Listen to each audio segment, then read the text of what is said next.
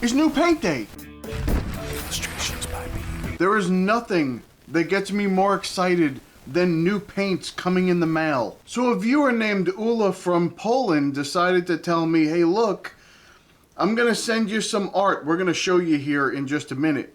But they said, oh, I made this with the new Kuretake Gansai Tambi. That's a mouthful, let me tell you. Those granulating colors, and they come with like 5 and then an empty pan so you can mix in there. Nobody mixes in that empty pan. That empty pan is where you put your color that they were missing. If you say, oh man, I wish I had a yellow, or I wish I had a blue, or a red that I use, you put it in there, or a green or something. That's where you put that color and have yourself a 6-color set. Wonderful. But they look absolutely beautiful. When I saw what she sent me, I said, this is beautiful. So I'm gonna show you here the one with the bird. Absolutely beautiful. There's a lot of depth in the colors, and they just spread out so amazingly. It's wonderful. I absolutely love it. And then this other abstract one, that's something that I would take and I would put a lot of line work in and make it look very, well, my kind of interesting. It already looks interesting. The colors themselves are interesting. This is a finished piece, just like it is.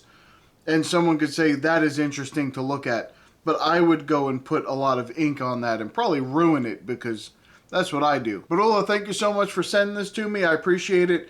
These are up on the website now, so there'll be a little section there. You can go view them yourself if you want to. And they're absolutely beautiful. The colors that come out of this, wonderful. So I said, you know, I have wanted Kuretake paints for a very long time. I'm going to just use Kuretake and that's what I'm going to call it. Because the whole name is just too long for me. I get tongue-tied very easily. I get tongue-tied when I say the. So you don't worry about that. The point is, I wanted them for a very long time. I went on Amazon and looked for which ones can I get. And I saw one that was on sale. They have specialty sets every year. Every year they come out with a specialty set for every individual thing. Sometimes it's for like 1 month they come out with this, and then a couple months later they come out with this. But it's limited quantities. It's not all the time. They don't have them constantly available. And I always miss out on the sets. So I found one that was on sale, and the link will be down below. I hope it's still there if you decide you want these.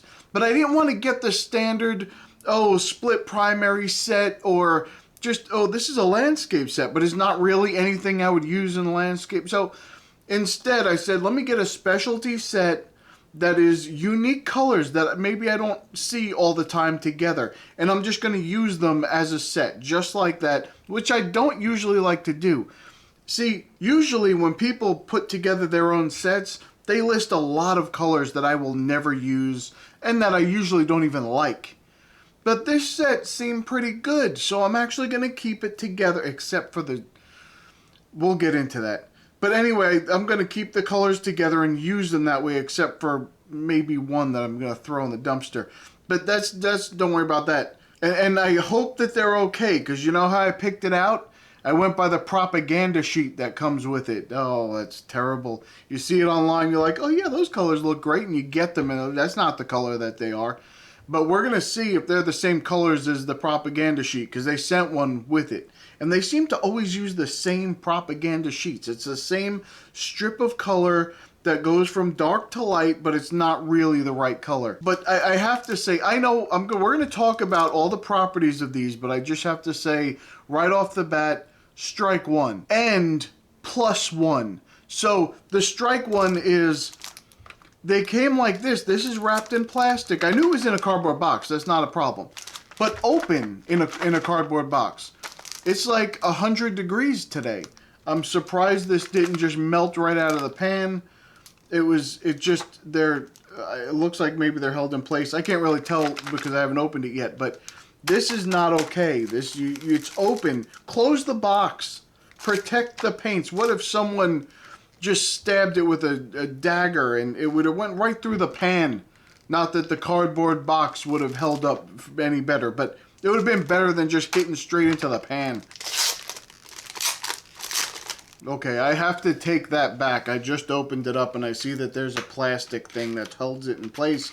And it probably uses more protect or has more protection than the actual cardboard box. So I'll rescind your strike. But I will tell you that their plus one is the colors are in English, and the packaging is not all English at all in any of the inside of the box.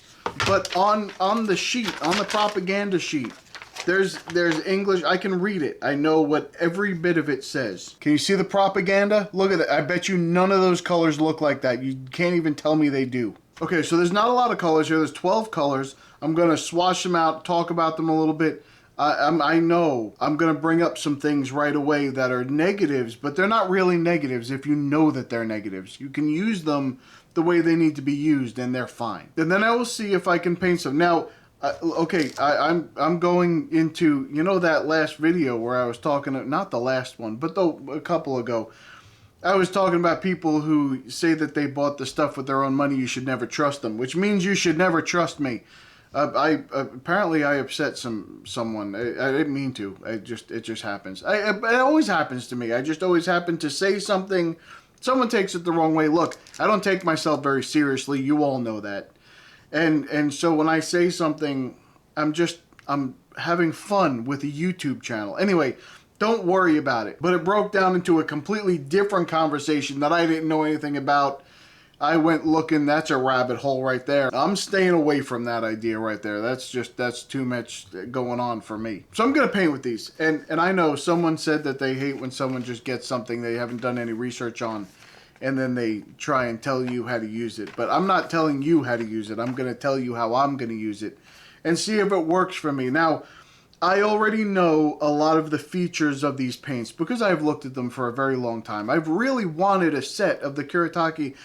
I hate getting the standard sets, the split primary stuff, and they're just not colors that I use. So I'm going to try and use all of these colors in this painting today, but first we'll swatch them out. All right, let's get into it. Okay, so here's what I'm going to tell you. I know some people, some people want all the information, and some people say that you don't need any of the information.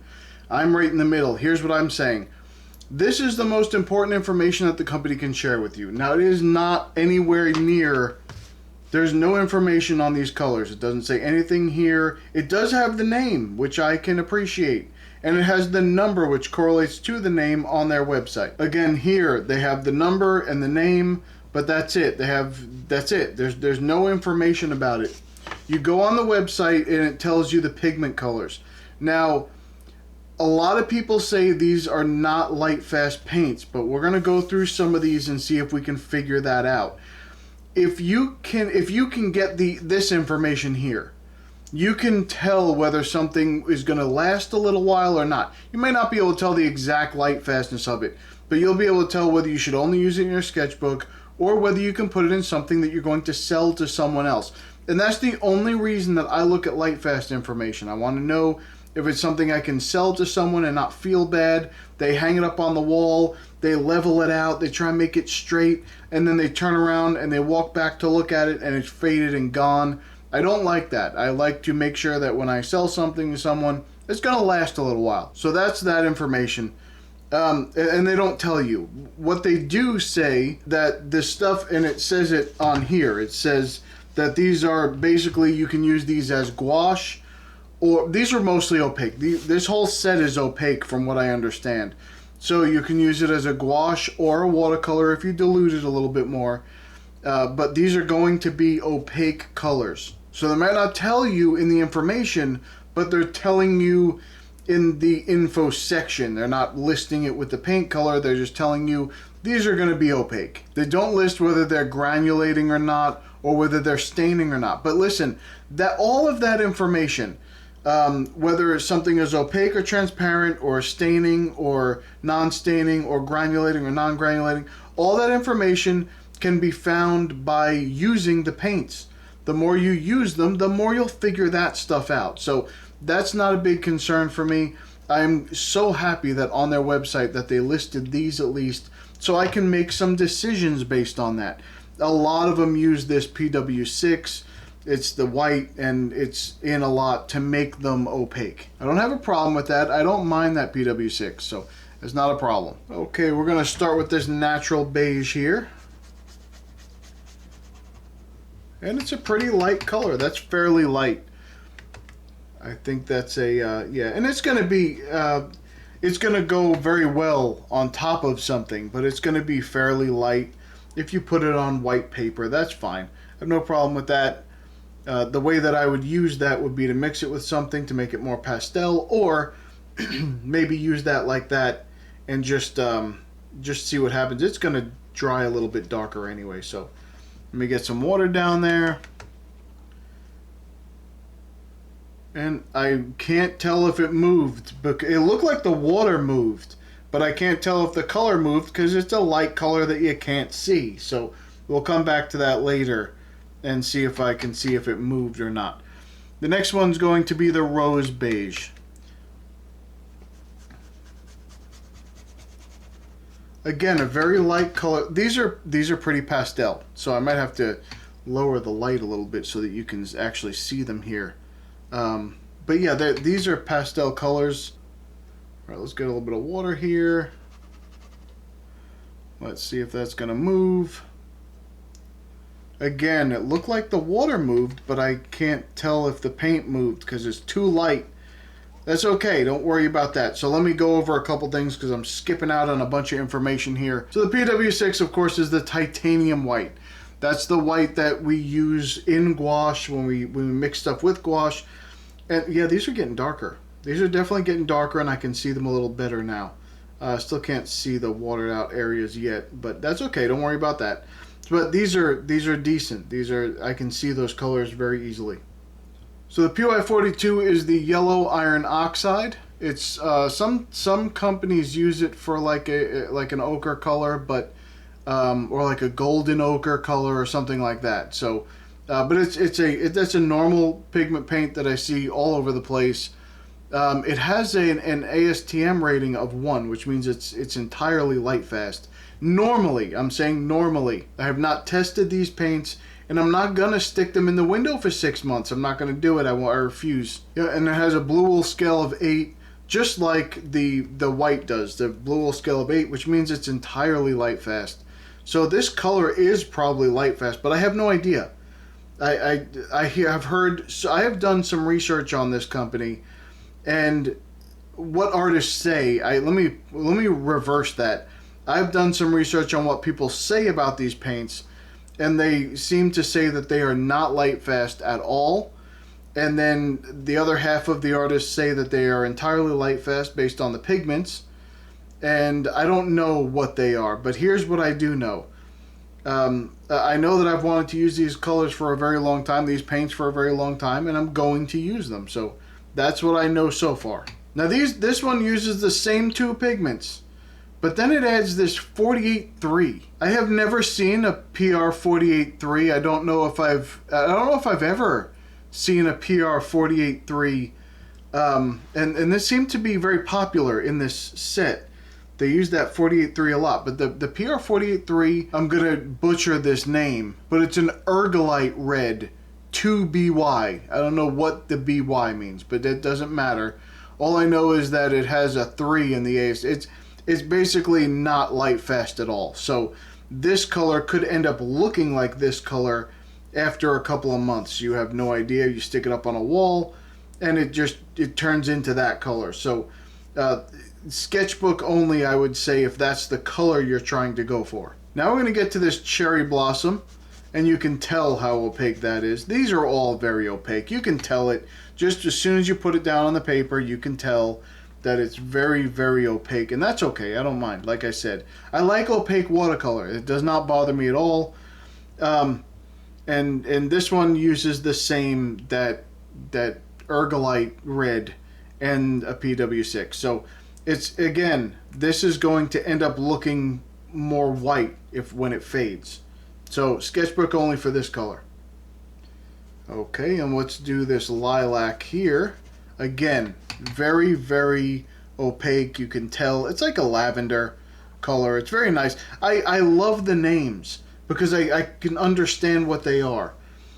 Beige, that looks like a beige. It has that little bit of beige color in it. The rose beige, because it's a little bit more red than the other beige. I get it. The cherry blossom, I understand that's exactly the color of what I think of when I think of cherry blossom. So that's exactly it. Lilacs, I understand that very well.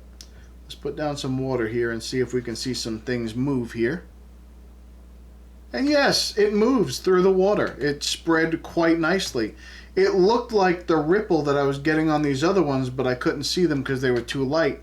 This one, it moved. That's wonderful. I'm very happy to see that because I'm going to use them like that. Let's see the lilac. Well, that didn't really come off of there. Hold on.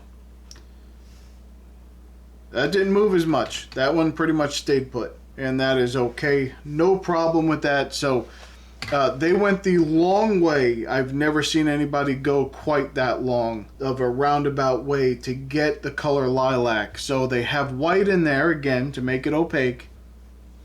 That PV23 is the dioxazine violet. So very light fast as far as I know. It's like an 8 on the blue wool, like a 7 or 8 on the blue wool scale. So that color is very light fast. That color is very light fast. Now, I don't know if that's a typo. It says BR12. It could be PBR12.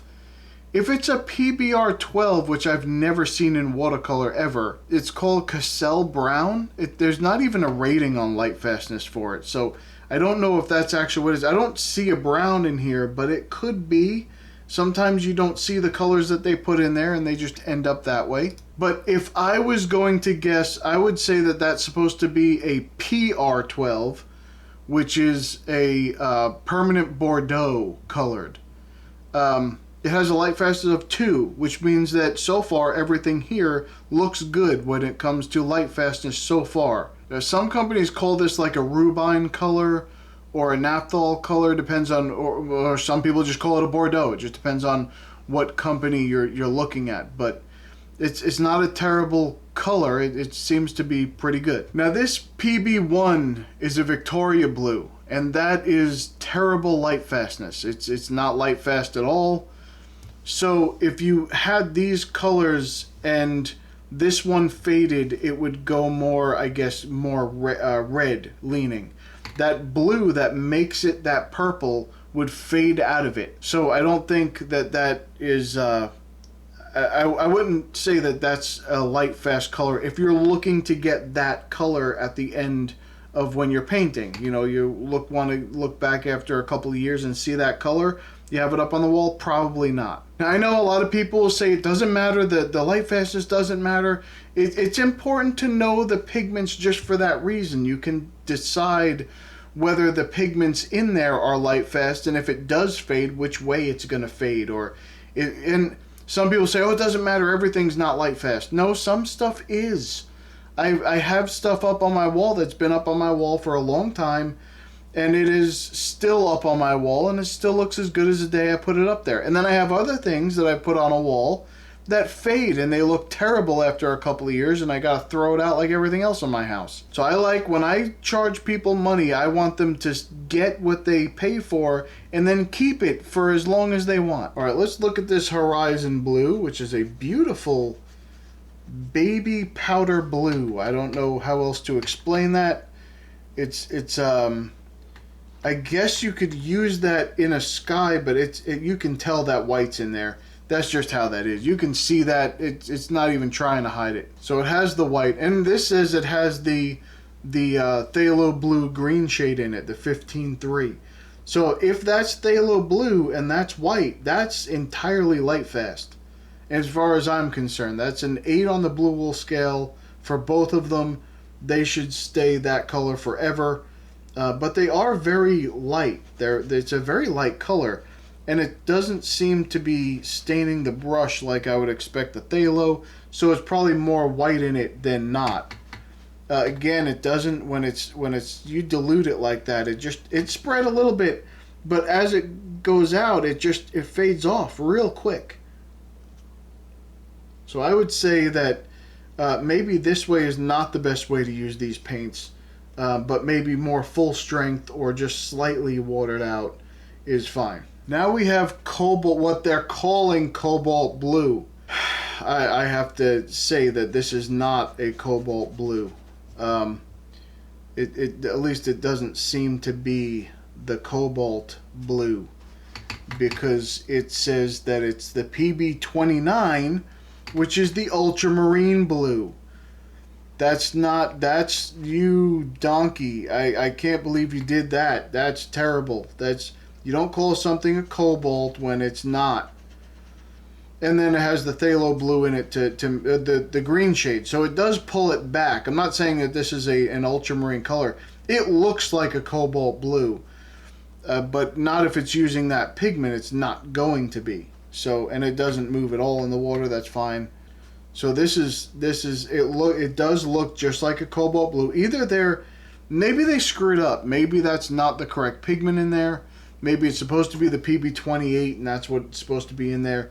But it says PB29. Let me just double check here on the website. Yes, the pigment number on there says that it's PB29. So that's ultramarine blue that they added some phthalo blue to and got that color. And now we're probably going to get to the paint that I'm going to want to throw away. Not necessarily, yeah. This is, again, I know it's a good mixing color. It's a neon-ish color, whatever, wonderful. I don't see I don't see that color in there that they're saying. So they're saying that this is the Hansa Yellow paint. The Hansa Yellow that you'd see with like Daniel Smith or whatever. It has a D's like 6 or 7 light fast, so it's fairly light fast. And then there's a lamp black mixed with it. That lamp black is light fast, so this paint should stay. It should remain. If you like that color, that disgustingly puke color, then you might like it. Now mixing it, you'd get a nice green with it. There's no doubt about that. But just the plain color, I just do not like that color at all. But it's not as bad as this next color. What I liked about this, actually, it's a yellow with a black to make a greenish yellow. It's very interesting because that lamp black kind of tunes that color. But down here where it gets really light, it's more yellow. It's more of like a neon yellow. And then up here, it's a little bit darker. So it's very interesting how they got a greenish yellow by adding a black to it. And here we have the most hated color that will be thrown out of this set if I get the chance. I may not use that color. I don't know. I just don't like it that much. It's very ugly to me. And the reason it's ugly to me is because not only is it a yellow green, but it also has my nemesis in it, the phthalo green. Oh my goodness, I cannot stand phthalo green. I know it's a mixing color. I throw it out the window. It's not worth it to me. I'll mix anything else, but I will not mix that color. That will stain. The phthalo green stains everything. It stains non-staining things. It's just terrible. It's the worst color that ever be invented in a paint, I swear. I know everybody loves it. I don't like it at all. And it doesn't move, and that's fine. Now we're getting to a color that I know I will like, but look at the long route they went to get there. Oh boy. Yeah, that is a beautiful color. Oh, your mother is a homeowner. Look at that. That is an absolutely beautiful color. And I hate that they used that PR483 to get there. Again, I'm going to say it wrong. It's that Urgalite red that has terrible light fastness that's going to fade immediately. It'll fade in the sketchbook. That's horrible, but I will use this color. I love that color. It's a beautifully tuned color. They took a very long way I don't know why, but it's a beautiful color. That's what I think of kind of when I think of like a rubine color. It's a little dark, but it's just, and I like it. I don't mean that it's too dark. I mean it's a little dark on the thicker side, but it's just a beautiful color. And then again, we're using the yellow iron oxide, which is fully light fast. The PR101, we know that is one of my favorite colors in every paint set. Uses PR101, and I love all those colors. And then we have, that's the synthetic iron oxide red. And then we have the Mars Black, which is a color that I've learned to like very recently. It is fully light fast, and it tends to granulate, like heavy granulation it says. But I don't know, there might not be a lot in here, so it might not pull through in the paint. I can see a little bit of granulation. Let's see what happens when I put down some water and see if it does that a little bit. Oh, and it moves through the water very wonderfully. Absolutely great. So I'll come back to this and see if I see that granulation in there. I can see it in here. I already see that it granulates in here, which is wonderful. I absolutely love that. It's granulating very nicely. And one of my favorite colors in every set, although they use that freaking color. Oh my goodness. But anyway, the Indian red. So that's just a different shade of Indian red. You can tell that that PR483 is in there.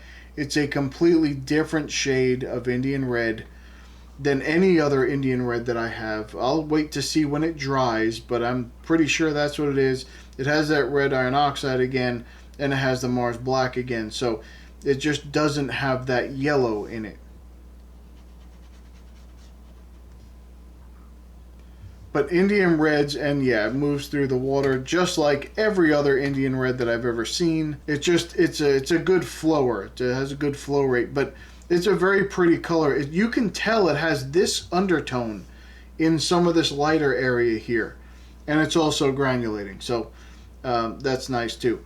But again, beautiful color. I will definitely use this. I hate that they, well, I say I hate that they use that color, but it gives it a very different glow compared to the other Indian reds. I love the color. I just wish that it was more light fast so I can use it in finished work. But I will use this all over the place in my sketchbook, all over it. So just in case you were wondering, titanium white and lamp black make gray. They used a black and a white to make a gray. It's very inventive. It's a strange, yeah, I had too much water on that. Let me see here. Okay, there we go. So, yeah, that's definitely a very opaque gray. It might be interesting in mixes because it'll make if you mix something with white, usually in a standard palette, you end up with something that's a little bit more pastel.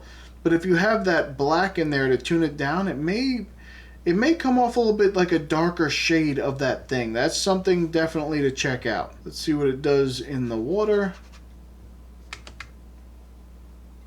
And it moves. It moves in the water wonderfully. Last one, and I've been waiting for this one. This is probably going to be... The Payne's Blue Gray is usually one of my favorite colors. This just says Blue Gray Deep. It's a Payne's Blue Gray, basically, or a Payne's Gray. However you want to look at that. There's the freaking paint again in here, so I don't know what it's going to do to the paint. And then it's going to have the Prussian blue and the lamp black. So let's see what it does here. Using a Prussian blue is a good idea. I've not seen too many of these darker blues use a Prussian blue, like a Payne's Blue Gray or something. And that's just what it looks like, a Payne's Blue Gray. It's not like a regular Payne's Gray. This is very, very blue in here. So it definitely looks more like that. I'll put them side by side here in a second so you can see them. And it moves a little bit, so that's wonderful too.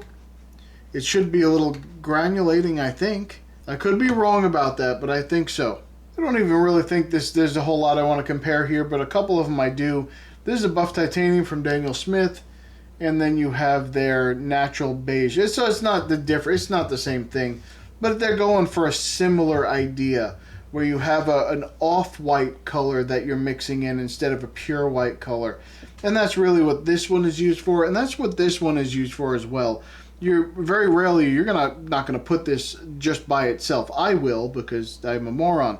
But you're usually not gonna put this by itself into a piece. You're gonna mix it into a piece and give a slightly different tone than if you mixed white into it. This cherry blossom actually reminds me, let me put it this way, it reminds me of this Rhodonite Genuine from Daniel Smith, especially down in here.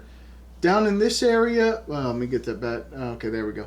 Down in this area compared to this area, it's very, very similar. There's a little bit more white into it. It's a little bit more opaque. And this one is supposed to be more light fast. It's light fast of 1, where this one is not light fast at all, because that color right there is not light fast at all. And this water is still wet, so I'm not going to put it too close, but that cobalt blue looks very similar to these other cobalt blues. The core cobalt blue, let's see, it's a little different. Yeah, it's a little different. And then the regular cobalt blue from Rosa Gallery, it's still different. It's not. They're not the same color. It's trying to be a cobalt blue, and it's very similar to a cobalt blue. It's just different. So this maroon here looks a little bit. It's strange. It's a little bit more pink than this anthraquinoid red from Daniel Smith. It's just a little bit more pink, but on the same tonal spectrum, kind of. This is a rubine color. So the Pyrrole Crimson here is, you have to go down to this area here to see like a tone of this here. For some reason there you can see the black separated out there. That's interesting. That's very interesting. It did it here too. The black separated out from the color. That actually looks really cool like that. There's a lot of interesting colors that separated out from each other in there. Not so much the other ones, but yeah, this one, that was very interesting. Anyway, it's talking about this one. It's more pink than any of these, but it's in that category, I think. Now there's an Indian red. This is a Daniel Smith Indian red. Much different than this here. Much different. This is a lot more red, and it's because of that color there. Much more red. It's more closely related to like a Perylene Crimson, the PR 179, but it's still more red than that. This is a little bit duller compared to this. So that color is a beautiful color. It's also not as red, or I guess it's a little bit more brownish toned. It's not brown, I know, but it's a little bit more brownish toned than the Cadmium Red Deep from Core, which is the PR 108. It's in between them. This is also a PR 179. It's a Perylene Maroon. It's close, but it's not right there. Now, I do not have a gray that looks anything like this anywhere on any palette to compare it to, but I do have this blue-gray deep, the Mayan dark blue to compare to the blue-gray deep here. It's not entirely the same. Again, there's different colors in here, but it's kind of close. It's in the ballpark, I guess, if you were looking at it. The Payne's blue-gray from Daniel Smith is much grayer than this. When I first put it down, I thought, yeah, that's going to work out. It's going to gray out a little bit when it dries. It did not. It stayed more blue. So this is the Payne's blue-gray. Still, this is much more gray. I guess it's closer in the vein of that indigo from Daniel Smith, where it retains more of the bluish hue there, even though it gets very dark, just like that one. But it's still a little bit more gray than even this one is. So I don't know. It's a difficult color, again, because they're using things that are not normally in those colors. Yeah, so that's all really I'm going to compare. I'm not comparing these two green colors. Don't even think about it. I'm not doing it at all. But I looked at some of these, and now we're going to do a painting with them and see if it works well. But by the way, this is the Meaden paper. So this is a very good paper that I used here to swatch these out to give them the best shot that they could. And they performed fine. There's nothing wrong with any of these colors. Their formulations are a little strange for me. But I absolutely love this palette, except for these two. But I'm going to use it anyway, because this is the palette I decided to get. I've got to buy a different palette to get different greens so I can swap these out. Alright, let's get into the painting. Okay, so let me just say right away that I had to do this twice. I recorded a whole painting. It took me about an hour and a half to do this painting that I didn't even record. I tried to record it. I just didn't realize that it wasn't recording. I've been doing that a lot lately. Something is definitely wrong with me. I don't know what that is. That's the one step that I don't check, is to make sure that it's actually recording. I'm looking at a screen on the side that tells me what's recording and how the battery life is and all that kind of stuff. And I always it doesn't matter. Don't worry about it. I have to definitely make a checklist before I decide to keep going with something. But anyway, so the first painting you see is actually the second painting. And then I'm going to put the ink in that painting. And then I'm going to go back and ink the first painting, because I actually didn't do anything with the inking part. So I just did the painting that was not recorded. And so I recorded some inking. And so you'll be able to at least see both of them finished, and that's wonderful. But this is a strange thing. Well, let me say this first. This is the negative that's not really a negative. The negative is most of the colors not light fast. And the reason why is because they blend those colors that are just not light fast into them. Okay, now, having said that, this is an amazing sketchbook paint set. And the reason that I say that it's an amazing sketchbook paint set and not just like, oh, these are just beginner paints or these are this paint or that paint. No, they're not. They are a completely different animal. They work like gouache and watercolor at the same time. It's very interesting. It's a very unique paint. And that was something that I've always, the Holbeins are also a Japanese paint from what I understand. I believe that they're a Japanese paint. And they tend to be a little bit more opaque, some of the colors. This one, same situation here with this particular set. It's an opaque set. So you can use it kind of like gouache and like watercolor, because when you thin it out, some of the colors will be thinned out pretty well and they'll just cover like watercolor. But you can add so much texture to these that it's absolutely beautiful. So what I did is I used it very similar to how I used the gouache on the black paper. I put down one color and then I put another color into it or over it, or however you want to look at that. And it just adds so much texture. And the paint kind of, it's strange. It kind of dances inside of itself. So it's wonderful. It's absolutely wonderful. I enjoyed painting with these so much that I'm probably going to do a lot more with them. And this palette has nothing to do with any palette that I would normally use, especially with all the pastels and the pinks and purples. And you'll see here, there's a lot of reds here. So and bluish, like blues and reds, that's really all this palette is. And I used a lot of those reds, and I really love those two darker reds. They are my favorite colors in the whole palette. I absolutely love them. And then I did like that yellow green, or whatever they call that, greenish yellow, however they want to word that. I like that one mixed with that dark blue, that like kind of what I would call a Payne's blue gray or something like that. That color only, it's much bluer than that. So, but that's okay. I love those two colors mixed together, the green you get with it. So I did that a couple times in there, and it adds a lot of texture. It's something I would actually use, which is surprising. I did use that fluorescent green color just one time because I just wanted to use it and show you that I used it, because I said I was going to use all the colors.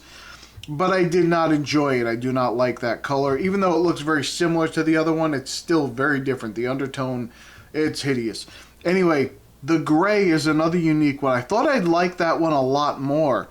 The gray, it didn't really do what I wanted it to do. I didn't really mix it a whole lot with some darker colors like I was going to maybe try that. I tried to mix it with some lighter colors and give some kind of like a glow to the gray and just see if I could tune it a little bit. And it did that. It just wasn't as good as I thought it was going to be. It's not as useful as a color as I wanted it to be. But that's okay. It's fine. If you can find a way to use it, it's fine. There's nothing wrong with the paint itself. Just the way that I could use the color was a little weird. I couldn't figure out how to do that. So that's something I have to work on to get that a little bit better. Maybe I can figure out a different way to use that. But all in all, what I think I want to do in the future is try to take maybe one or two of the colors that I mix together and take another one or two that I mix together and just use those combinations of those four paints in an entire piece and just make one kind of paint. I'll just give you the example, that rose beige. If I just use that and then I use the red in it to make a large shape across the whole page, and then use like a darker color, maybe the other red with that dark blue in the background for the rest of it, and just kind of add the texture. Put down the layer of the beige first, the solid color, all the way across the page, whatever shape I'm going to do, and then put the red into it and just create texture in the beige color, or maybe even multiple color. I don't know. It's just so it was so fun to create with this palette. I absolutely loved it. And I'm sure I would do something very similar with a gouache or something like that, but this paint, you could thin it out enough that it would just be like a watercolor, which was also fun. I did that with some of the reds and some of the blues, and it's a beautiful set. I absolutely love it. And I will be getting that granulating set. I know it was not really in stock where I am here in the States, so I'm going to try and get them somewhere and get them in a reasonable amount of time instead of waiting like a month or two to get them shipped over. But great paint. I absolutely loved it. I urge you to try some of these Gansai paints, some of these Kuretake paints. They're just wonderful. I don't know if they're all like this. I've seen some people say that, yeah, they're all kind of opaque-ish, but these are extra opaque. I mean, these have the white added to them to make them opaque. I think some of the other ones don't do that. They just have the bigger particles to make them kind of opaque because they're not ground as finely. But these are opaque. These are like gouache. They're very much like gouache, and they were very fun to use. And if you do enjoy using gouache, you can add these to your set because they're wonderful. Again, make sure it's used inside of your sketchbook, or if you're an illustrator and you're just putting it down to scan it in and use it as an illustration, I'm sure these will work great. These will work great for you. They were very fun to experiment with, and boy, I expected to like them. I just didn't expect to like them this much. And these were not sent to me, and I'm not being paid to say it. I just enjoyed them. I just really enjoyed them, and that's what I'm saying to you. So, which means I'm trying to justify my purchase, and you probably shouldn't listen to me anyway. This is probably all a bunch of garbage. Now get ready to listen to this one. You better shut your drapes, potato cakes, because this is going to get a little bit serious. Someone mentioned how someone didn't know, like they said, I never really thought about composition. I really have no idea. I never thought about it. I just thought about the subject I was painting, but not about the composition. But when they went back through their work, they're kind of like, oh, but I kind of did that. I kind of figured out that it was more pleasing to look at this way than the other way. And I talked about this during the composition video a little while. That was the last one, maybe. Or maybe 2 or 3 ago. I don't even remember anymore. The point is, when I was doing that, I was saying that, yeah, you may not. That's just how it is. So, or maybe I didn't say that, and I thought about saying it, and I didn't do it. But it doesn't matter. The point is, this person said they don't think about it, but they kind of do it anyway. It was almost like natural when they were just trying to figure out how they wanted to look at something, and they were newer to watercolor or to art in general. I don't really know if it was art in general or just watercolor, but they were saying that they were newer to it, and so they never really put the thought into it, but now that they're looking at their work, they see it. And that's the point. The point is, I talk about this all the time, but it's just kind of like someone who doesn't know music theory. There are a lot of musicians who have top hits in the charts, and they don't understand music theory. They're just writing a song that sounds nice. Now, if you dissect the song, it'll have a lot of music theory in it because that's where the music theory comes from. So the point is, first comes the nice art. First comes the art you want to look at, and then people are justifying why the other people want to look at it. So they're actually making the rules based on the art that they enjoy anyway. So they say, oh, when things are kind of like in the rule of thirds, it looks more pleasing to the eye. That's because most of the art that they like, that they look at it, and it has those rule of thirds in it. The art came first. That's the point. It was first art, and then it became a rule. So, and it's not really a rule. It's just like they call it the rule of, but you know what I mean. It's just an idea. But the idea came after the art. Someone was creating. They said, oh, how does this look? Does it look better if I do it like this or like this? Or do I put this up here or down here? Or do I put it in the center? Do I put it to the side? And that's why you can even get art that defies all of those rules and still is pleasing to look at because it follows something. It's still, there's something there. Then they have, oh, the golden ratio. Look at all the golden ratio. I'm telling you, the people that were painting like that, they didn't realize they were doing that. They weren't trying to follow some golden ratio. It just happens. People realized that after looking at their paintings and saying how nice it was. After they look in nature and say, oh, look at this flower, it follows the golden ratio. The flower looked nice first. You just came up with a reason why you would like it. It's kind of like justifying why I like these paints so much. I like the paint so much, so I'm going to justify all the reasons of why these paints are great. Even though, if you would just tell me on paper, if you would say, here, there's a bunch of paints, there's a bunch of pastel colors, which I never use, there's some neon colors I never use, and they're not light fast at all. I would probably tell you, never send them to me. I'm just going to throw them in the garbage. I don't want anything to do with them. But I bought them, enjoyed them, and now I'm justifying all the different reasons of why I like the paint. And that's why you shouldn't trust my opinion on these paints. You should say, well, I guess I have to try them myself to really find out if I really like them. Because what I'm saying is, you're going to come up with whatever ideas in your head when you enjoy or don't enjoy the thing that you're doing. That's the way how everything works in life. You get something and you either have a great impression of it, a first impression, or a bad first impression, but then you give it a try and you have a great experience with it, or sometimes you never do. And then that drives all of your opinions about it. Or you just hear someone else's point of view and you base all your opinions on someone else's experience, and I don't ever think you should ever do that. If you're going to have a strong opinion about something, it should be your own opinion.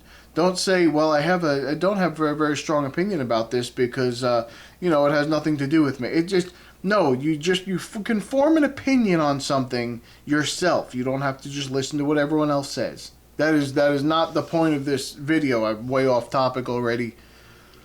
Well, I say already, but it's probably winding down on this video, isn't it? So, anyway, the point is, all I wanted to say is when you create art, create the art that you enjoy. Don't worry about if it's following rules or laws or anything else. Just create the work that you enjoy looking at, and then you can find all the things that it has that you can tell everybody that it has, and that's why you think it looks nice. But first, make sure you focus on creating something that you enjoy. That's the entire point of what you're doing. You should be enjoying your art. You should have fun creating it, and then you should like to look at it yourself after you're done with it. If you're not having fun, you're doing it wrong. I say that all the time. Well, I'm going to add something to that and say, listen, if you're not enjoying creating it, that is also having fun. But if you don't enjoy looking at what you're creating, then there's no point in creating it either. You should enjoy looking at what you're creating. You should look at it and say, yeah, okay, that's a good piece. I enjoy that. I like it. Maybe I'm going to do another one. Because if you just dislike everything you're creating, it doesn't make any sense. And if you enjoyed this video, you should pay attention to these people, because they're the ones that are directing me what to do and how to do it. They know everything there is to know about everything. You just ask them. They'll tell you. And so they also mentioned that you should thumb up the video if you're going to try and get something on paper that you enjoy, regardless of whether it follows rules or not, because you just enjoy it. And also if maybe you're going to try these paints. I'm telling you, you're going to have an opinion if you try these paints. I can guarantee you'll have an opinion if you try these paints. I can't tell you what the opinion is, but I know you'll have one. Alright, if you would like to join our community, go to illustrationsbypete.com. You can come in, you can put your own artwork on the site and promote it. You can find some inspiration in the free reference photos. You can just use them however you want in your artwork. You do not need to credit me. Or you can come into the forums and talk to some people and maybe give some advice and maybe find a little bit of information that helps you. So come check us out. Alright, that's about it for me. I'm going to go. I'll see you in the next one.